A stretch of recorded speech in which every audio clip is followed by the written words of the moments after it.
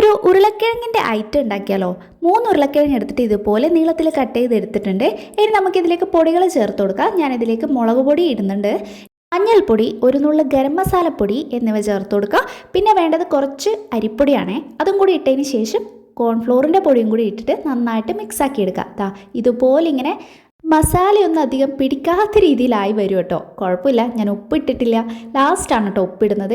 എൻ്റെ ഒരു പാൻ എടുത്ത് വെളിച്ചെണ്ണ ഒഴിച്ച് അതിലേക്ക് ചെറുജീരകം ഇട്ട് കൊടുക്കുക, കുറച്ച് കരിവേപ്പില ഇട്ടിട്ട് ഉപ്പിടാൻ മറക്കരുത്. ഉപ്പിടുമ്പോൾ കുറച്ച് വെള്ളം പോലെ ആകുമ്പോൾ മസാലയൊക്കെ കറക്റ്റായിട്ട് പിടിച്ചോളും. എന്നിട്ട് നമ്മുടെ ഉരുളക്കിഴങ്ങ് നന്നായിട്ട് നിവർത്തി അങ്ങോട്ട് ഇട്ട് കൊടുക്കുക, പരത്തി അങ്ങോട്ട് ഇട്ട് കൊടുക്കുക. ഇതെല്ലാം കൂടെ അങ്ങോട്ട് സെറ്റായിട്ടുണ്ട്. ഇനി ഒന്ന് വെന്ത് കിട്ടാനായിട്ട് അടച്ച് വെക്കുന്നുണ്ട്. അടച്ച് വെച്ച് കുറച്ച് കഴിഞ്ഞ് തുറന്ന് നോക്കുമ്പോൾ ഇതുപോലെ നമുക്ക് സെറ്റായി വരും കേട്ടോ.